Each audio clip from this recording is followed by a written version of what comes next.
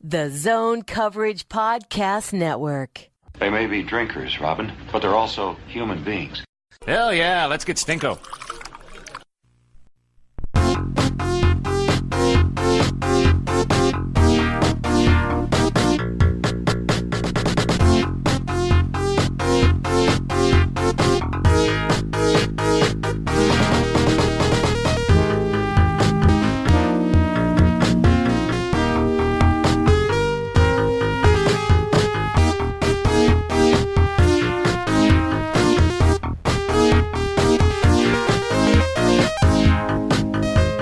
Welcome, Giles and the Goalie Podcast. I am your host, Giles Farrell, co-host. Next to me is Ben Remington. Hello. And this is going to be our annual We Rant About the NHL podcast, which we've done in previous years, because essentially we have next to nothing talk about Wild related. I don't know that we've done like a full podcast of this, have we? I feel like... I think we did once. Okay. But we always threaten to. Right.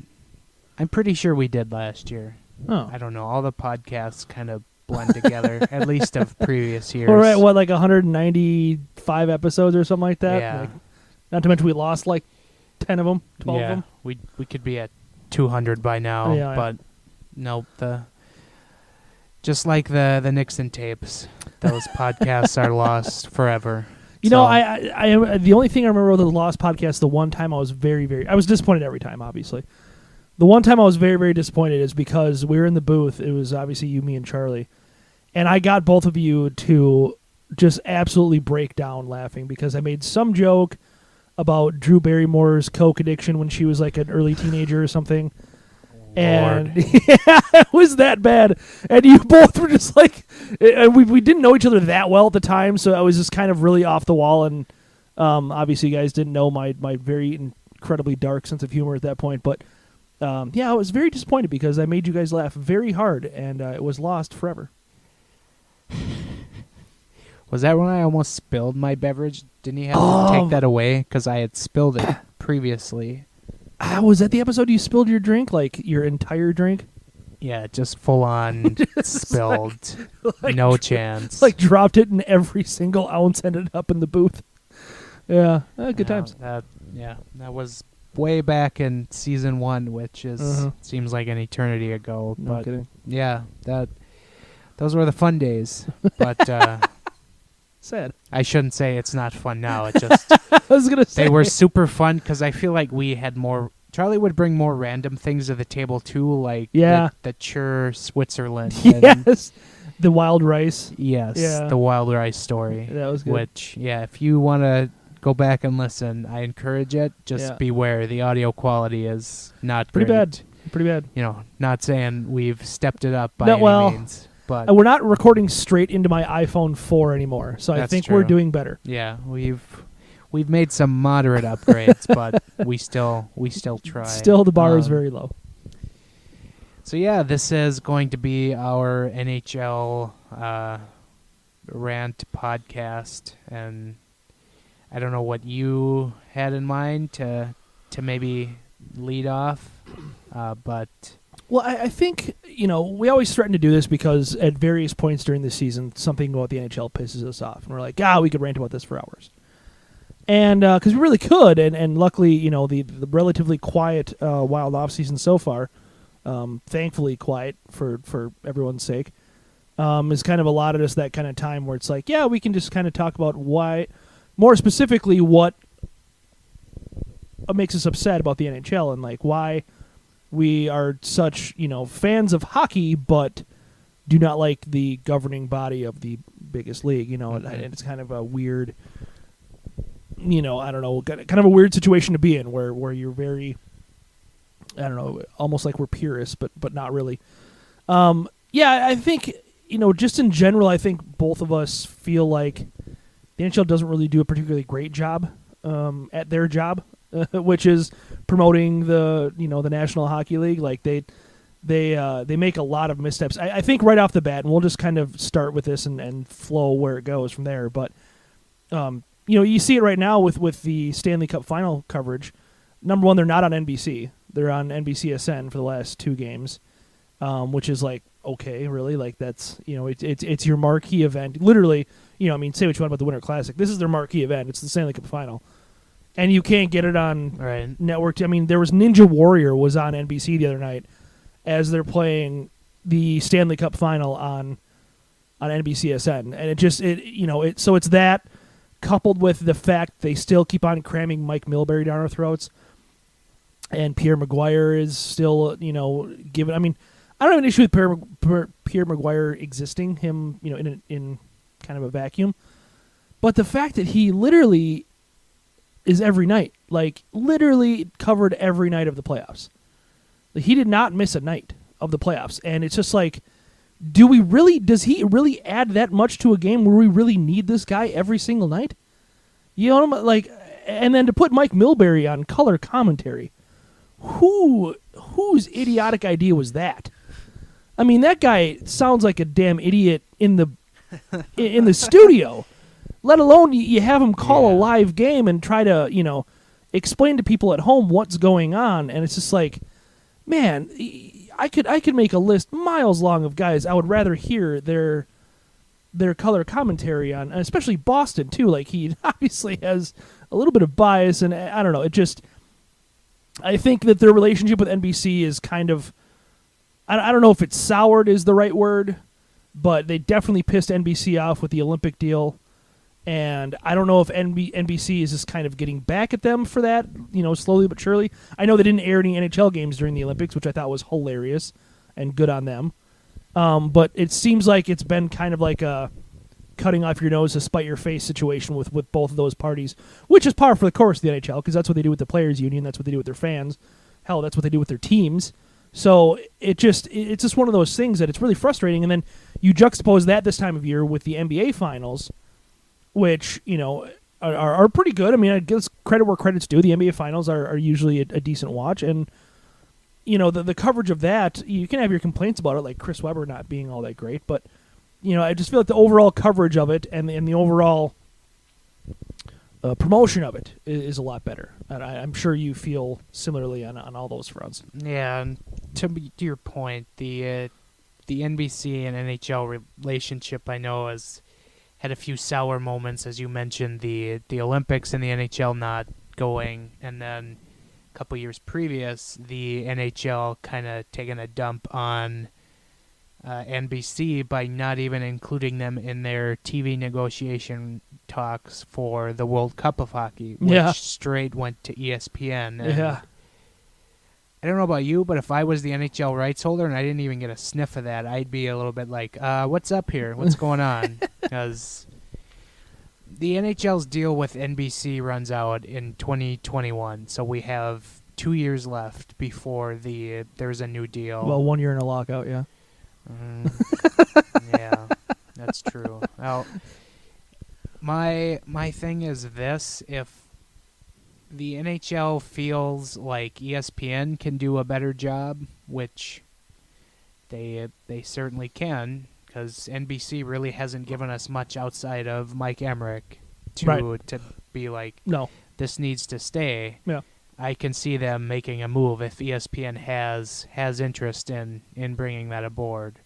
But I'm just reading a thing quickly from Forbes in January, which said, the NHL and NBC could start in contract negotiations sometime this year for an extension. So you never know where this is going to go, but I do echo kind of pretty much what you said, where a lot of the on-air talent needs to change, and bringing somebody better into the color analyst role as your main team, I think is key.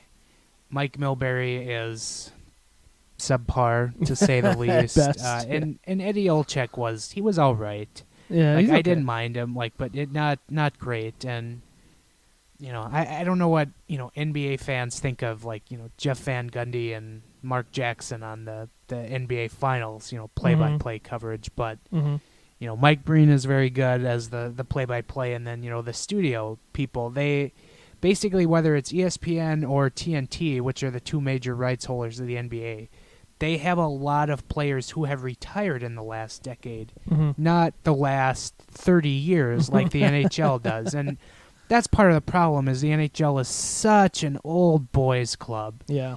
And whether it's the owners and the commissioner who are, oh, nothing is wrong with our sport, or you have the general managers who basically, they can set rules. Yeah. And basically, general managers are, guys who were prominent in the 90s when it was dead puck era hockey. Yep. So, yeah, expecting any kind of change to increase, more goal scoring, which is what you want to try to market to fans, it's not going to happen. So, the exclusivity of the NHL is so bad, and just trying to get anyone new involved with the sport is really difficult when you don't try new things or, just something to make your game more marketable, starting with TV. And I know there's been an attempt this year to get more prominent players into advertising. PK Subban finally started turning up in some advertisements, Right. Which, gave us a sweet relief from seeing Patrick Kane every commercial break on our television. Oh, God. But getting players more involved, and I will kind of, play devil's advocate here and say, yeah, hockey players generally aren't the most charismatic sort. Sure. You got Connor McDavid just up there going, yeah, this is not good. Team is bad. Not giving you much for words. I get it, but you still got to try and find a way to get, these guys' personality out there somewhere, because there's entertainment to be had, and frustrating is how I would go about it. And and here's another problem I have with NBC is they have very little run-in to their games. ESPN will have, I don't know what it is. It just NBA pregame or tip-off or something. Yeah. And, basically it features their best studio analysts. Well, NBC doesn't really do that. TNT has Inside the NBA, which is a trademark for them. Right. And trying to find something like that. But again, you need, more charismatic people than, Mike Milbury. Featuring Jeremy Roenick, who I think isn't terrible, in the field doing reports. Yeah. Featuring him more would be a good idea. Well, I think there's a lot of room for improvement, and NBC never seems good on trying to improve. No, and I think you're right about Roenick, where I think a lot of people have said that, where it's get him out with the fans, get him out interacting with people, doing this stupid Yeah, he does a lot of crazy stuff. He's good at being a buffoon on the sidewalk. That's his strong suit. That's relatable, because I do a lot of crazy stuff too. So, but yeah, just Milbury, and I don't have any particular beef with Keith Jones, but I don't think he's all that particularly great either. But he's just bland. That's what he is. That's the perfect thing to say about Keith Jones. Yeah. Bland. And so, but to your point, they don't have personalities. Just look at inside the. Charles Barkley alone has more personality than any former NHL player that's ever done anything. Yeah. Even though I like what Patrick Sharp has done a little bit. Yeah. Not a ton of personality there. He's a smart guy. Obviously, he knows the game very well. He's one of the few people apparently that is okay to be on color commentary, having retired in the last 5 years. But it's just they don't have any players like that. Any big time guys. Roenick was kind of a big deal in his day, but they don't have any personalities like that they can really use. And then they don't have very good analysts. I feel like it's not when they do analyze the games, when they actually do give them the half hour pregame, or sometimes I think they've even done a full hour of pregame for these Stanley Cup games. And it's just what is it? Oh, here's this little brain tumor girl from St. Louis. Here's here's people in Nashville beating up a car. Here's it's just it's all this stuff where it's well, that's wonderful, and nobody hates a human interest story more than me. So maybe I'm the wrong person to judge all this stuff, but give me something to as a hockey fan to sink my teeth into. Give me something where I can learn something. I always felt as a writer that my job was to inform and entertain. I saw myself as, and I didn't see myself as this, I tried to be like an entertaining teacher. I tried to teach something about the game, about the Wild specifically, that somebody might not know in an entertaining fashion. And I just don't think they have focus on any of that. I think their focus on that is getting their opinions out there. And, you know, it's a whole lot of Milbury, Roenick, Jones, whatever, you know, talking about how these teams need to play more physical and all this super outdated stuff and talking about, you know, the locker room and all this. It's all just, you know, call-in radio crap. Like, that's wonderful if you're a pissed off fan listening to, you know, some hodunk AM radio station. That's fine. And you know, Lord knows there's enough of that to go around. I mean, we know all too well, even locally here, there's enough of that to go around. We don't need more stupid, outdated hot takes in the sports atmosphere. Like it's like nitrogen in the atmosphere. It's omnipresent.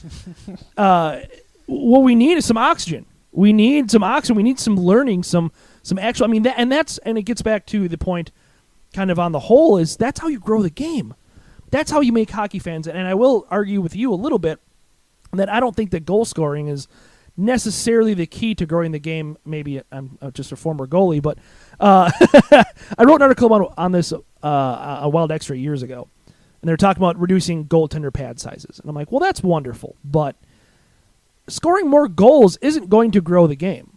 It's not. I mean, 100% that is not going to grow the game. Otherwise, hockey would have become the most popular sport in the freaking world in the 80s. Right? Like, every game was 7-5 in the freaking 80s. And hockey was still hockey. Because, and even more so back then, because there was no southern markets back then. None. And so anyway, my point to that article was, you grow the game by educating people on hockey. Either getting people playing hockey, you know, like I did, like a lot of Minnesotans do it at grassroots, very young level, or you get them as fans young, like you did, you know, growing up, watching hockey all the time, learning about hockey, just becoming a sponge for hockey, soaking up every bit of knowledge that you possibly can, to the point where, you know, you can speak and talk about the game as much as anybody that played the game. That's how you get hockey fans. You have to teach people. And nobody seems interested in that. Nobody seems interested in that at all. And it's just baffling to me. Yeah. No, you're right. And that's crucial, is educating people on hockey, because, you know, even I have a lot of friends who are like, they'll know I have a lot of interest in the sport, and they'll go, yeah, I tried watching, I don't get it sometimes, you know. Yeah. And educating is always key, and that's why, from my end, I appreciate listening to a guy like Wes Walls locally on Wild Broadcast, because I can learn something, and I know, you know, people who are new to the game can learn something. And, you know, I think that's something NBC can do a lot better job of doing, is doing more of like the X's and O's, explaining why, you know, this play is good or this play is bad. And I think you need more players who have recently left the game, again, to help facilitate that, because there's a huge difference between the game now and the game from the 80s. Yeah. Or the 90s. Yeah. And so just having, again, those players who have just recently left the game to help explain this kind of thing would be key for them, you know. Because having Kevin Garnett explain what's going on the basketball court is wonderful. Sidebar, I am also just a big Kevin Garnett guy. Right, who is so right.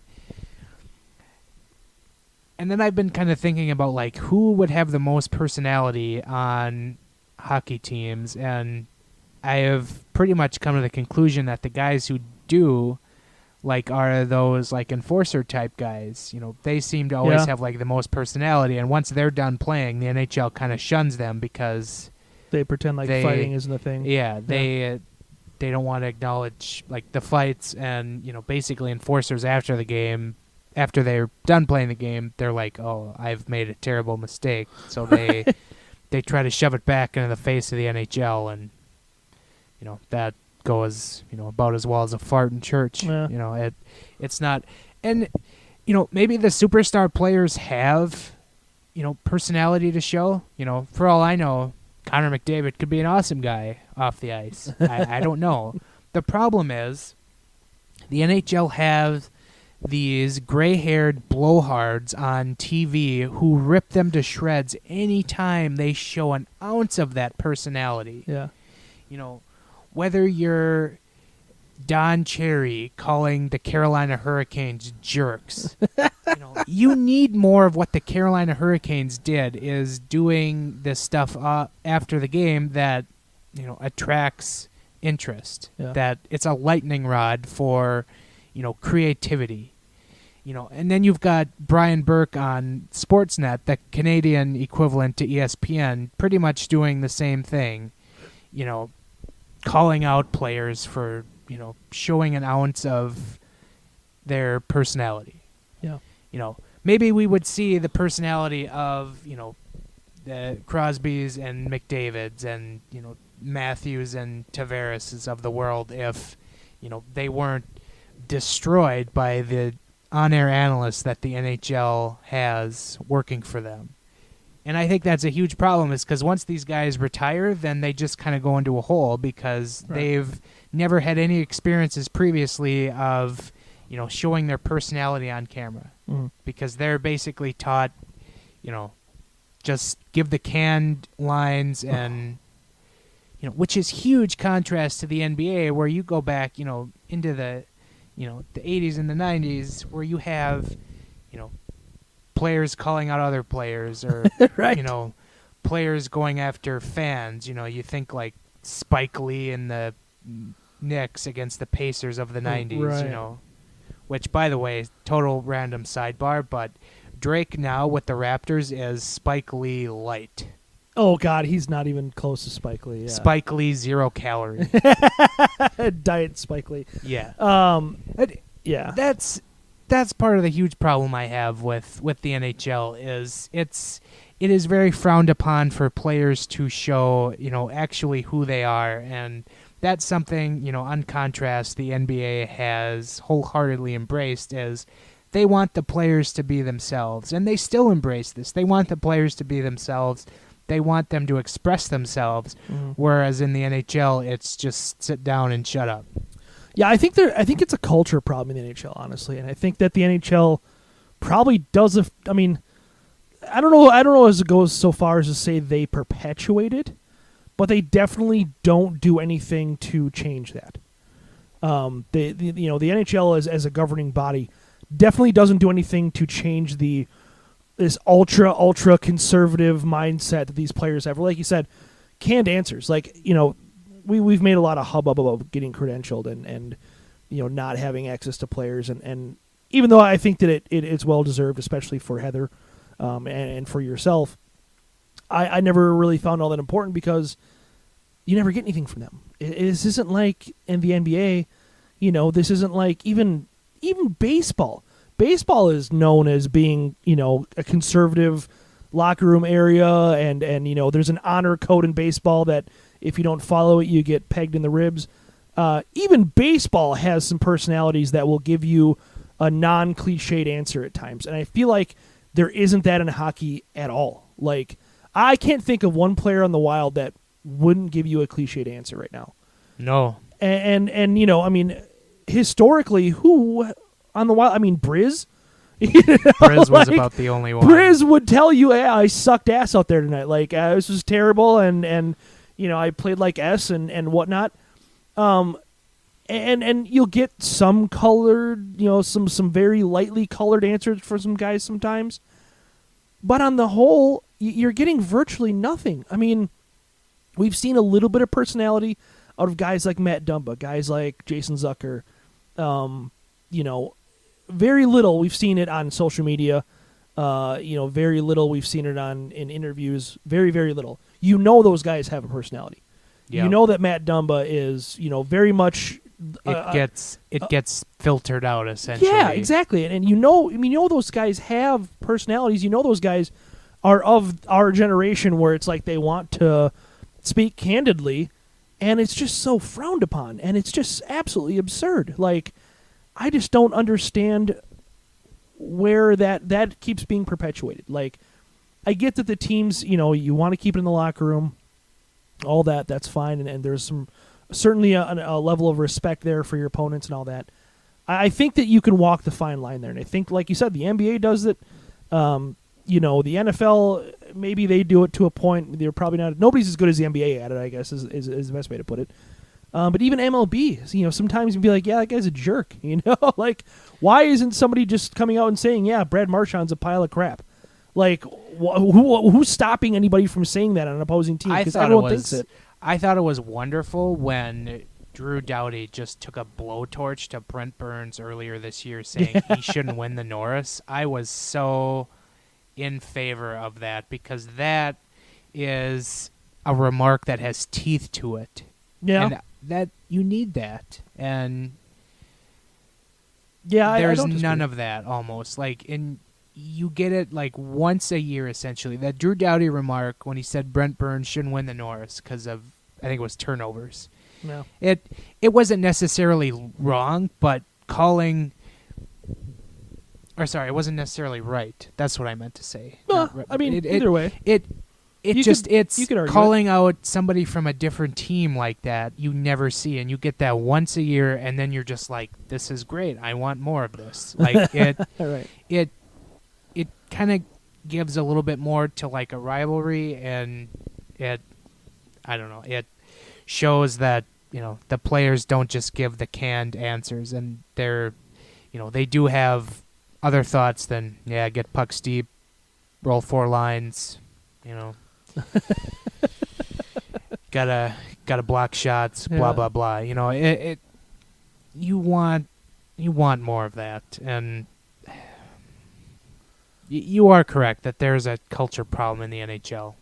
Apparently, there's also a drug problem in the NHL. Well, we had heard a while ago that there was a massive coke problem in the NHL, and then, I mean, I was not surprised in the least that there's a video of Nikita Kucherov doing a fat line of blow. Kuznetsov. Kuznetsov, totally different. It's like, that of course he. It's like, like there's a bunch of rich guys. Like, that's what they do. Yeah. I'm not surprised by it at all. It's just, I guess if anything, it kind of sheds light on the fact that the NHL doesn't have great drug testing. When was the last time somebody got? I think Nate Schmidt got suspended for PEDs, which was, I guess, even that was a total BS deal, because he had it was obviously a weird situation. I don't know exactly what happened, obviously, but from all indications, from everything we heard from any expert, it was such a tiny shred in his system that it never would have done any good to him anyway. And regardless of whether he took it willingly or not, I guess is the question. But you've got former players coming out and saying, there's a massive coke problem in the NHL, and no one ever tests positive for coke except for Mike Kings. Richards. Yeah. Like, he's the one guy. He's the one guy that's tested positive for coke in the last decade. Well, he got caught at the border, apparently, with coke, just so the Kings could void his contract. How convenient for them. Yeah. It's like your equipment suddenly giving you a skin rash or something. I don't know. But yeah, it just kind of sheds light on more of the boys club, like you were talking about. And that's the thing that really gets us, is just like, your job is to promote this game. Your job isn't to protect, hockey as it is, and protect the league as, because everything we hear from the league, and this is going to come up again next year, I guarantee it, with the lockout looming, is that they're not making enough money. They're going to come out and say, "Oh, sorry guys, we're kind of losing our ass here. Players going to have to take a pay cut. Salary cap's coming down, this and that. Look at all these teams losing money. 25 teams are losing money. Basically, every non-Canadian team is losing money somehow." And it's like, okay, well, every action that you take tells me that you don't really care about making money. And whether or not you believe that all those teams are losing money is a whole different story, because I don't know that a whole lot of people actually do. But regardless, obviously this league isn't making NFL money. It's not making NBA money. It's not making MLB money. That's obvious. I think everybody can agree on that. But don't come out and play this whole sob story to us and say, oh, we're all losing money. All of us poor billionaires, boo-hoo, we're losing money. When you do nothing to try to make more money, aside from, raising ticket prices. Like, that's that's the extent of you trying to make more money, is raising ticket. And it goes back very to the beginning when they didn't let NBC in on the World Cup bid. It's like, do you not understand how a bidding process works?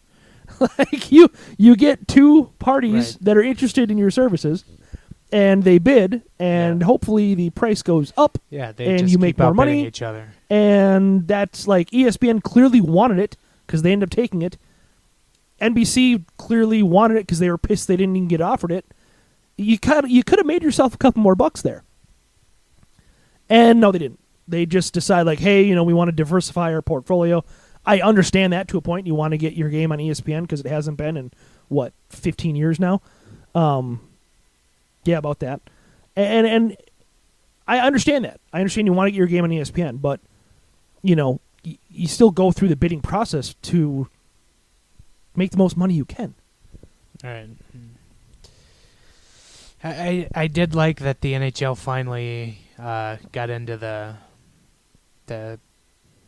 I shouldn't say I like, but they did the smart thing and they got into the gambling end, which is a huge source of revenue, and other leagues have started doing that as well. So yeah, that is something that they've wisely done. But maybe we rant about the NHL, not doing things that are, upward thinking, because their leader, per se, is kind of lacking of the times, and Gary Bettman's been a lightning rod for criticism of this podcast and certainly by others, and he just kind of steps out in front of the camera and says everything's fine, the game is great, blah blah blah, and he just doesn't seem like the type who will kind of be like an Adam Silver, what he does with the NBA, who is a little more, positive, or not positive, but like, outward thinking is kind of what I'm looking for. Progressive. And basically Gary Bettman keeps coming back because he keeps filling the owners' pockets. So, they just keep voting him back on, and the cycle goes on. And I do hope that the next commissioner of the NHL, whenever Lord knows that is a little more outward thinking, but it'll just probably be some blowhard they have now, like Bill Daley, who would just, or Colin Campbell, just, more, more boys club type of things that we've previously talked about already. And the thing with Batman that I don't get is that, he keeps on getting re-upped and what, because you said he makes the owners money, but it's like, they're not making that much money. Like, how is this guy keeping his, and again, it's going to come around again with this damn labor issue, because we know there's going to be a labor issue. He's not making them that much money. And so it's you juxtapose that with Roger Goodell, who a lot of people don't like, and I totally understand because he's kind of a tool. I think being the commissioner of a league, as in general, I think you just end up kind of being a tool, because that's what you are. But here's the thing, Roger Goodell keeps on getting re-upped as well and makes a ton of money because the NFL prints money. Like, the NFL prints. Literally. Yeah, I mean, they have, like, their own Disneyland dollars. Like, they print money. And so, for Bettman, I don't understand why he sticks around, because, I mean, has the game grown in the 20-some-odd years he's been in charge? Sure. Well, sure, but that doesn't mean that it's as good as it possibly could be. And then again, like I said, we come around to these lockouts again, and you hear the sob story. 20 teams losing money. Just only a few American teams can even, break even. And it's just like, if it's that big of a problem to where you have to drop the salary cap and you have a freaking labor stoppage every time your contract expires, you might think about making a change at some point, don't you think? Like somebody like an Adam Silver, who is more progressive with his thinking, who's gonna, do better with overall policies of the game to kind of stifle this goofy, ultra-conservative, culture of the NHL. And I don't mean that at all in a political way. I'm just saying, like, we were talking about the players' personalities and all that kind of stuff. It's just so bizarre to me that they keep re-upping Bettman and that he keeps being the head. And he, like you said, he is the ultimate, like, Officer Bar Brady from South Park. Just move along, nothing to see here. Like, you've got CTE and the fact that they're kind of ignoring the women's game for the most part, and all of these other things going on in the background. And there's Gary Bettman out front waving both hands, saying, "No, everything's fine, everything's great. NHL is wonderful. We're doing a good job." And it's just like, who believes you, dude? Nobody believes you. Nobody at all.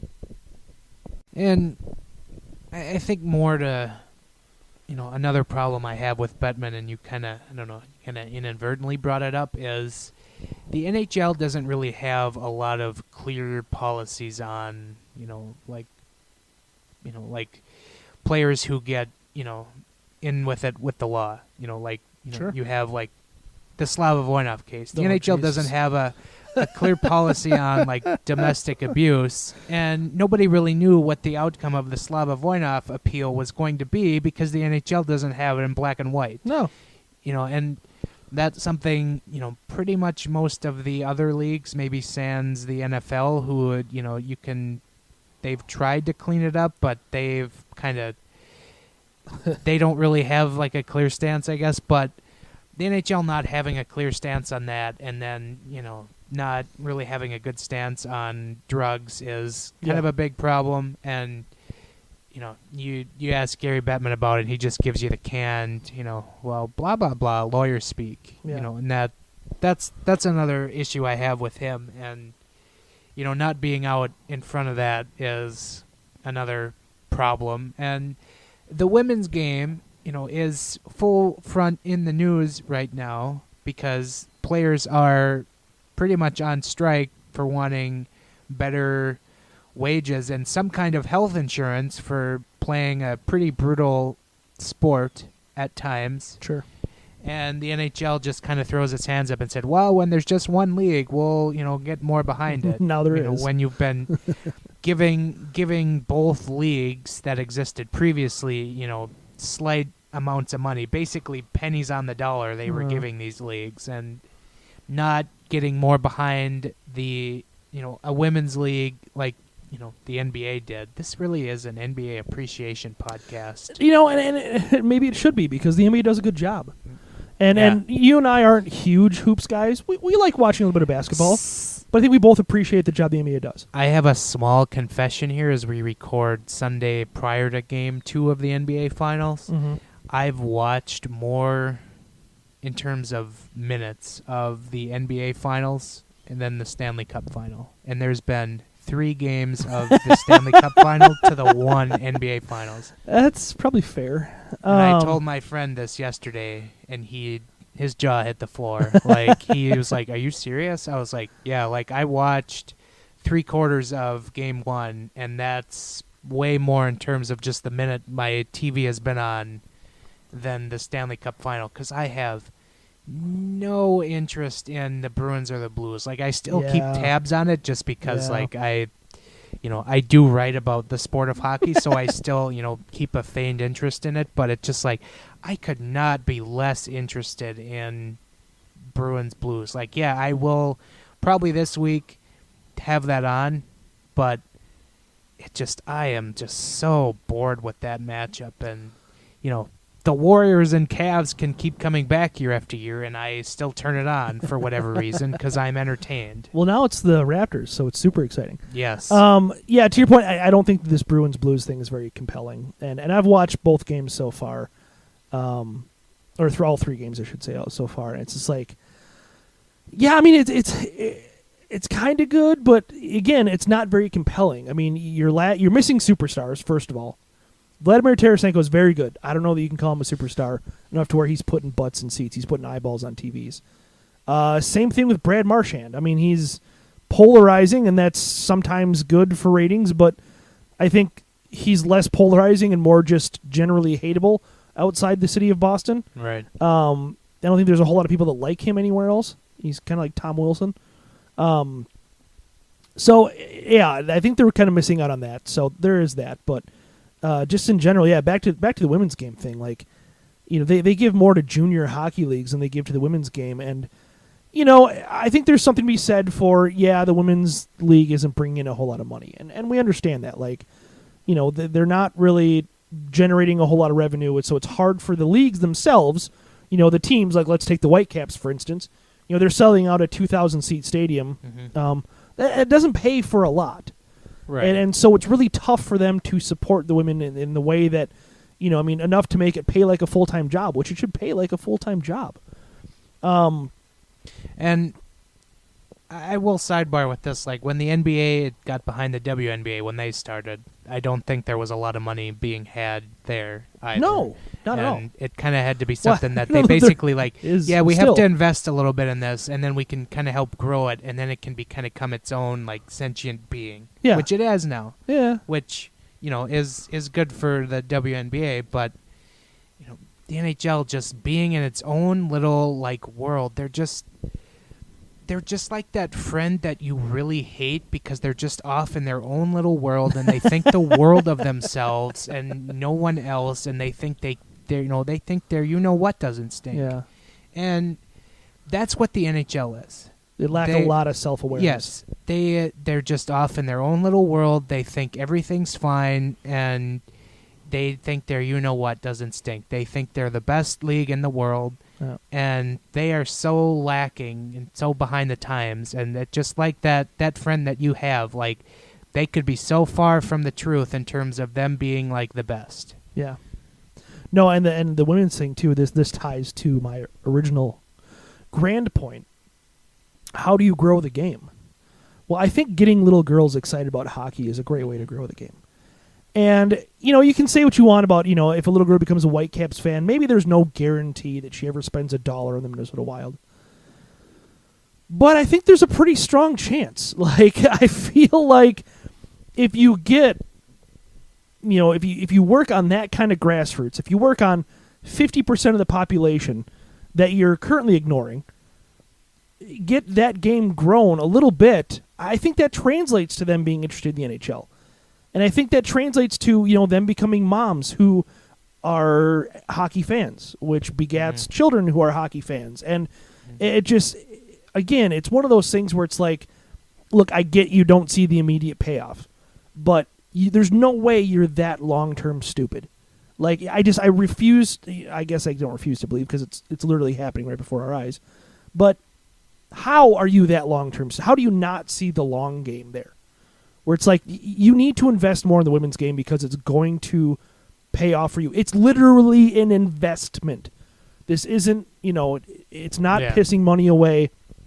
It's literally an investment with a pretty solid chance at return. Like, this isn't that big of a gamble, I feel like. And it's like, kind of like what the NHL did in the 90s with the Sun Belt experiment. Yeah. Where they expanded hockey into, to Dallas, to Arizona, to Anaheim, these, Florida, these places that you don't generally associate with hockey. And now we're starting to see the fruits of that labor where Jason Zucker hails from California and lived in Las Vegas, plays in the NHL.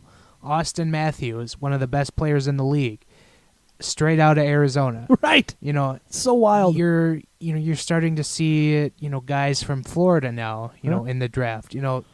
You are seeing the effects of that, and that's probably the best comparison to hockey you can make for, trying to help grow and promote the women's game is, yes, it will take a while, but you will see results from that down the road, which is what you want to do to grow the sport, as we've, beaten like a dead horse in this podcast. Right. And aside from all that, aside from it being a good investment, it's ultimately the right thing to do. And I think that point probably isn't hit on yes. either.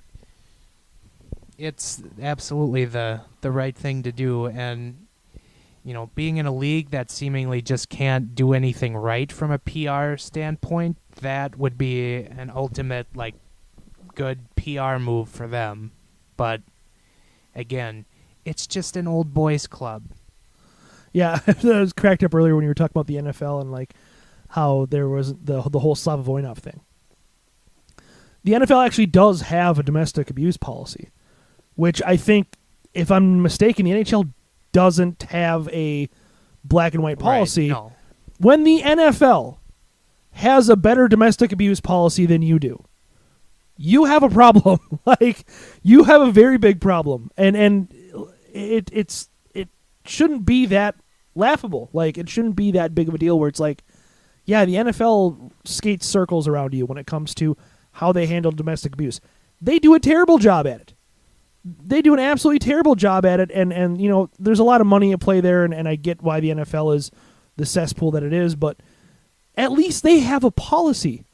And do they skirt around it on occasion? Do they, you know, try to find some gray area in their own policy sometimes? Absolutely. But at least they have an effing policy. Like, how long is it? Nobody even remembers Semyon Varlamov and his domestic abuse case. Nope.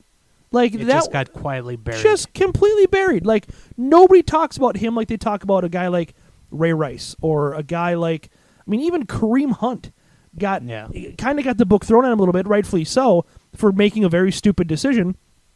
But Semyon Varlamov, what did he get? I don't even know how long he got suspended. It wasn't very long. And he's right back into playing, and everyone, it's never brought up with his name again. And luckily, it is with Voinov, and you know, who else? God, the Predators player that was a dirtbag and did something to someone. Wasn't it Austin Watson? That might have been it. Yeah, I think that was it. But it just, there's so many instances where it's like, you know, yeah, you're on the right track a little bit, and it's good they are punishing some guys occasionally, like the whole Voinov thing. But you gotta have you gotta have some kind of policy. You gotta have something actually physically in place.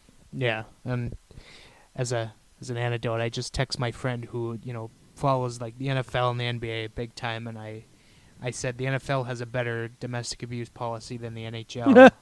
How laughable is that? And I just get back, ha ha ha ha ha ha ha. I mean, it's true. It's true. And So- then, you know, again, like we said with the drug policy too, the NFL has a better drug policy. Think about how much of a joke the NFL's drug policy is. Like, you're literally getting dudes suspended for an entire year for smoking weed. And they still have a better drug policy than the NHL. Like, the NHL is so far behind on everything. Can you imagine if, you know, an NFL player was caught on video with lines Doing of a coke fat right line? in front of? Like, could you imagine, like, within like the next week, that player gets suspended for, you know, probably an indefinite amount of time. Yeah. But yeah, and then the NHL just says it's fine. Yeah. That's basically the summary well, of their investigation. Wait, did It's he fine. apologize? Oh, he apologized? All right, then we're cool. Yeah, we're cool. Yeah, But we're cool. He's just really hurting himself when you think about it. yeah, and yikes. But yeah, it's quite bad. And, you know, for as much as we love to sit here and we talk about the NHL and to a lesser extent the Wild every week, there's a lot of gaping holes in this league that need to be patched up. And Yeah.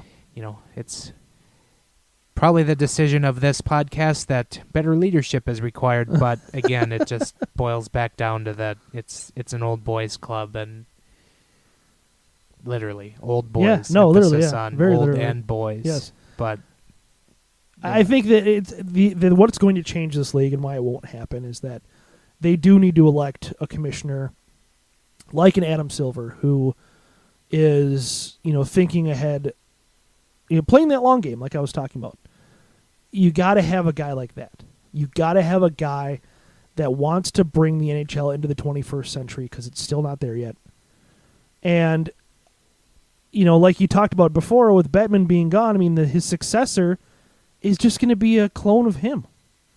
mhm. And that's the part that sucks is that, like, you know, the odds that we're going to get somebody with any shred of, you know, forward thinking or outside the box thinking or any kind of progressive thinking as far as the marketability of this league is so razor thin that it just really gives you no hope going forward. Like, it really, we both love the NHL. It's a fantastic product. I think as far as the on-ice, certainly there's issues with the on-ice stuff. I think the review process is a little bit ridiculous, but...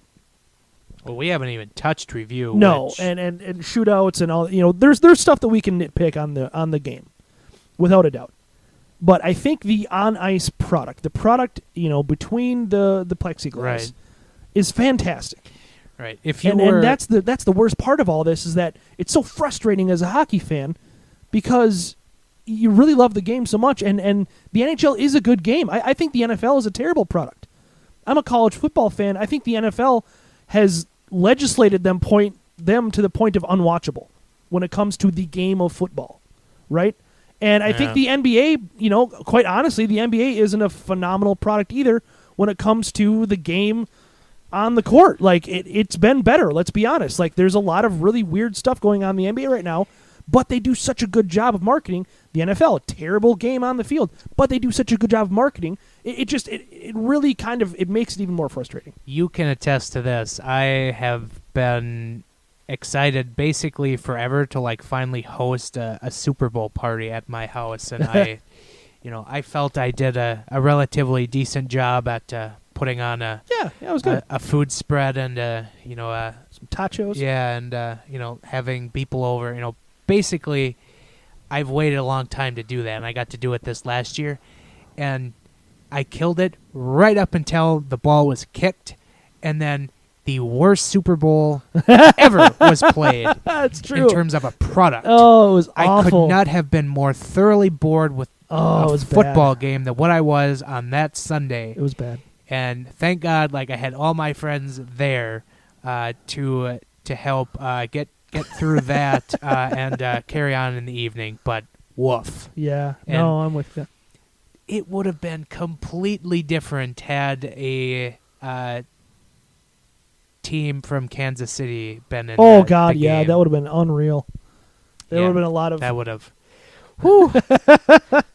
For the amount of beverages me and my pals threw down on that Sunday, that there would have been a lot of nice F-bombs thrown around on that absolutely. day. But yeah, so I don't know. We more wanted to get into why the NHL is bad from kind of a outside the plexiglass point of view. Yeah. We can sit here and we can nitpick certain things, from as you said, reviews or goal scoring or shootouts or whatnot. But this is more of this is what's wrong with the league as a whole, not necessarily the on ice product. Yeah. So that's kind of what we were shooting for here.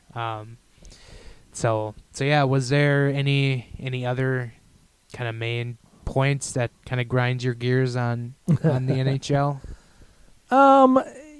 Nothing that we haven't hit on yet, I don't think. Because I think we covered a lot of ground from TV to policies, policies and to labor, commissioner, and we really didn't full on nosedive into labor talks, but we pretty much made our minds clear on that in previous shows that we're fully expecting another lockout. Oh, yeah. So yeah, I think one thing that just because it's this podcast, I think some of the aesthetics of the game could maybe be a little bit better sometimes. Ice the tips. Yeah, I think that I think on the whole the Adidas takeover went well. I think that there was a lot of improvements. There was a lot of improvements there, which was good. But it doesn't take away the fact that the whole Reebok thing happened, and that there's still some decisions that are made that just really leave you scratching your head. And that's not an overall league thing. Maybe that's a team by team basis. But they've got to have somebody. And I know all sports have bad jerseys. I'm not going to say they don't, but it seems like to me it'd be really easy, again, to have jersey consultants for, if not the whole league, each team, where it's just you probably shouldn't do that. Yeah. And it doesn't seem like it's that hard to have that, and the whole thing, the whole color on color thing. We've spent some time on that, but I feel like the NHL could do a better job on the aesthetics too. I think that the NBA has done a great job. They have some questionable jerseys too. Not saying they don't. They have some terrible jerseys. But I think the whole not adhering to the rigid home and away thing, I think is brilliant. It's great. And I think the NBA was brilliant in doing that. I think the NHL absolutely needs to follow suit. And I do also like it from just kind of like a, money-making standpoint Sure. that the NBA is doing, like more creative things with their alternate jerseys. Like every team now they have a home and road set jersey, then they have a third jersey, and they have like different names for these. Yeah. And then the one that I do know is called Earned, where basically if you were in the playoffs the year before, you get another jersey. Yeah. That's amazing. Yeah. That's awesome.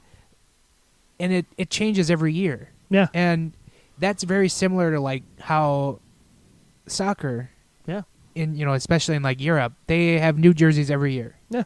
And that's a huge, huge cash grab. Like it gets so kind of, I'm not going to say boring, but it just gets kind of stale sometimes when you have the same thing year in and year out. I'm not saying the NHL has to switch it up every year, but do something like that. And some teams don't even have a third jersey. No, right.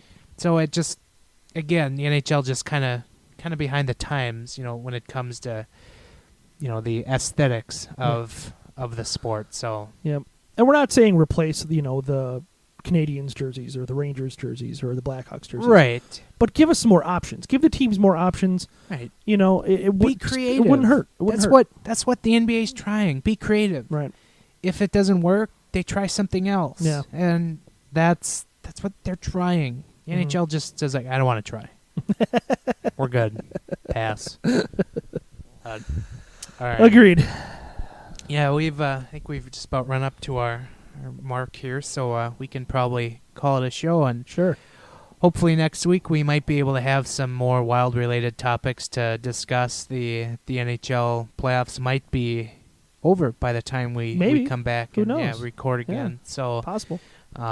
We'll see. We'll see what happens. I will. Maybe I'll have some riveting beer fest reviews. Doing a beer fest next Saturday. Oh, nice. So for that, you should be proud. I didn't until like 3 minutes ago. I didn't have any mention of soccer on this podcast, and I've been. Yeah, your team finally wins the big one, and your mom just about so it. Floored in the last 24 hours of winning a championship. I just don't know what to do with myself. So I'm really surprised at your restraint, to be honest. Like, I didn't want to scare our listeners away. Sure, I can't imagine what that feels like having the team you follow actually win something. Yeah. Because last time it happened, I was 5, and I didn't even know I was a Twins fan yet. I mean, how do you not just go on a weekend-long bender? I was going to today, and I kind of had to pull the reins back so I could drive down here and back. Dude, so, I told you I could have came over. yeah, I'm not afraid of your dog. That's fine. I don't want you to deal with him, but yeah, I'm gonna go home and still celebrate. I've basically been blaring "We Are the Champions" for the last day. Like, I can show you the video of that I recorded yesterday in my bliss. But yeah, that's one of the things I wanted to check the box of when I finally won a championship is just blare "We Are the Champions" and sing that, and it's been great. I totally understand. The dog doesn't also appreciate my singing, so he goes absolutely crazy. So par for the course. Yeah. Yeah. So that's been fun. But yeah, if you're not familiar, Liverpool won the European Cup Saturday, which was an absolute joy. So winning, I had to go overseas to get my title fix, which it took some painstaking defeats to get there too, mind you. So last year was rough. I felt for that you. That was very rough, but that's why Liverpool went out and got a different goalie, because the goalie last year lost it for him. Yeah, it wasn't good. So yeah, that was great, and I am apologizing to all my followers. There won't be any more soccer tweets for a couple months, so thank you to everyone who stuck around. Enjoy the off season. Most of you have. I'm surprised I didn't lose any followers. So yeah. That's been fun. So bun. yeah, I'm gonna go home and resume the celebration before I have to go back to the regular grind tomorrow. But cook some dinner, throw on the NBA Finals, and Yeah. we'll see where the night goes. Sounds like a plan. Yeah, no, so that was fun, and we can call it a show. So we'll be back next week. Like I said, hopefully we'll have some more wild things to talk about. But you can follow Ben and I on Twitter at Ben Remington, at Giles Farrell. Our podcast Twitter is at GATG Wild Podcast. We'll try to do a better job of getting the mailbag out there next week. Yeah. We'll save the one question that we did get Yeah, sorry, dude. for next week. I'll put that in the can, and because it was actually a pretty decent question that we could try to hit on. Yep. So we'll save that. Yeah, and then you can follow the podcast at zonecoverage.com/wild. That is where you can also find my written content. Just trudging my way through year-end player reviews, which I've been trying to get through. So check those out as well. And then once the playoffs end, we'll probably get more into the nitty-gritty of the off-season. So look for all that there. iTunes, SoundCloud, iHeartRadio, Google Play, Spotify is where you can find this otherwise fine production. But yeah, that will wrap it up for this week, and we will talk to you again next week. Later.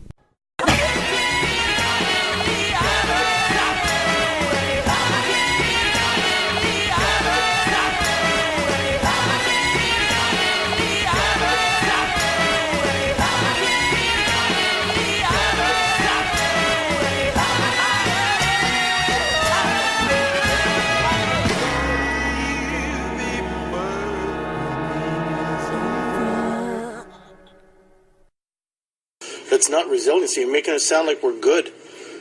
That's all. I'm done.